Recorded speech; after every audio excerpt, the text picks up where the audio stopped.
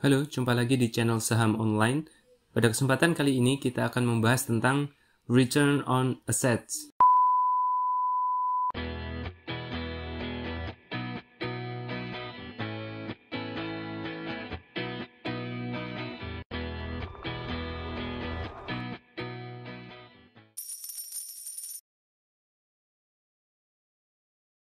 Return on Assets atau dalam bahasa Indonesia sering disebut dengan tingkat pengembalian aset.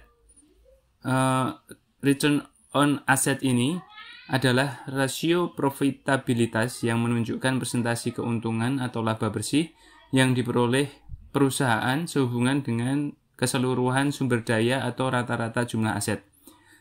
Return on Assets atau sering disingkat dengan ROA ini adalah rasio yang mengukur seberapa efisien suatu perusahaan dalam mengelola asetnya untuk menghasilkan laba selama suatu periode.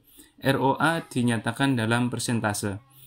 Dapat dikatakan bahwa satu-satunya tujuan aset perusahaan adalah menghasilkan pendapatan dan tentunya juga menghasilkan keuntungan atau laba bagi perusahaan itu sendiri. Rasio ROA atau Return on Assets ini dapat membantu manajemen dan investor untuk melihat seberapa baik suatu perusahaan mampu mengkonversi investasinya pada aset menjadi keuntungan atau laba. Tingkat pengembalian aset atau Return on Assets ini sebenarnya juga dapat dianggap sebagai imbal hasil investasi atau Return on Investment bagi suatu perusahaan. Kenapa? Karena pada umumnya aset modal atau capital assets seringkali merupakan investasi terbesar bagi kebanyakan perusahaan. Dengan kata lain, uang atau modal diinvestasikan menjadi aset modal dan tingkat pengembaliannya atau imbal hasilnya diukur dalam bentuk laba atau keuntungan yang diperoleh. Tingkat pengembalian aset atau Return on Assets ini berbeda-beda pada industri yang berbeda. Industri yang padat modal seperti industri kereta api, industri pertambangan, dan industri alat elektronik berteknologi tinggi akan menghasilkan tingkat pengembalian aset yang rendah. Hal ini dikarenakan industri-industri tersebut memerlukan aset-aset berharga mahal untuk melakukan bisnisnya. Sedangkan industri yang bukan padat modal seperti industri perangkat lunak atau industri jasa akan menghasilkan tingkat pengembalian aset atau rasio ROA yang tinggi. Karena industri-industri tersebut tidak memerlukan aset-aset yang berharga mahal.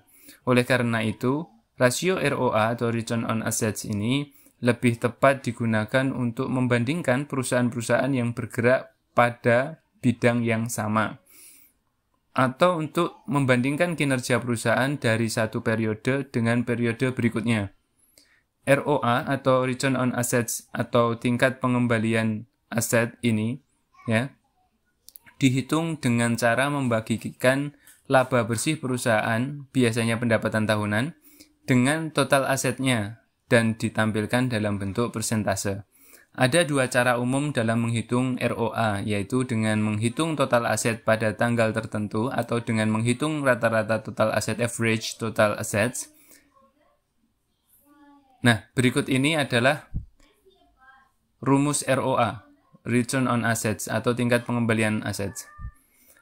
Return on Assets atau ROA adalah sama dengan laba bersih setelah pajak dibagi total aset atau rata-rata total aset. Nah, berikut ini adalah contoh perhitungan ROA atau Return on Assets ini ya. Misalkan ya, berdasarkan laporan keuangan per tanggal 31 Desember 2016, laba bersih atau net income PT Waskita Karya Persero Tbk adalah 1,713 triliun rupiah, sedangkan total asetnya adalah sebanyak 61,433 triliun rupiah. Berapa ROA atau Return on Assets, tingkat pengembalian aset PT Waskita Karya Persero Tbk pada tahun itu, 2016?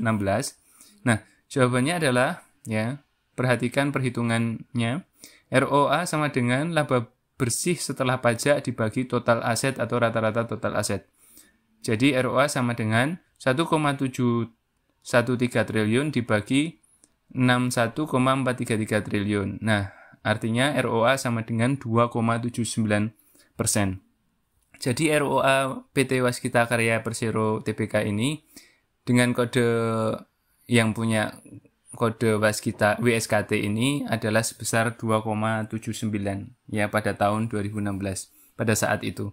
Nah, seperti yang disebutkan ini, rasio return on assets ini berguna untuk mengukur seberapa efisiennya suatu perusahaan untuk dapat mengubah uang yang digunakan untuk membeli aset menjadi laba bersih. Rasio yang lebih tinggi menunjukkan bahwa perusahaan tersebut lebih efektif dalam mengelola asetnya untuk menghasilkan jumlah laba bersih yang lebih besar. ROA akan sangat bermanfaat apabila dibandingkan dengan perusahaan yang bergerak di industri yang sama. Karena industri yang berbeda akan menggunakan aset yang berbeda dalam menjalankan operasionalnya.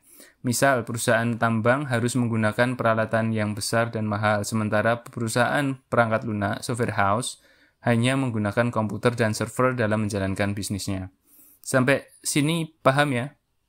Silahkan riset sendiri ya, saham-saham dengan sektor yang sama, lalu tentukan yang mana saham yang ROA-nya paling baik. Misalnya, di batu bara ada ADRO, ITMG, dan PTBA. Di obat ada KF, INAF, dan KLBF. Di konstruksi ada ADI, Wika, dan Waskita, serta PTPP. Di bank ada BMRI, BBRI, BBNI, dan BBTN. Seperti itu. Saya rasa cukup sekian ya. Sampai jumpa di pertemuan berikutnya.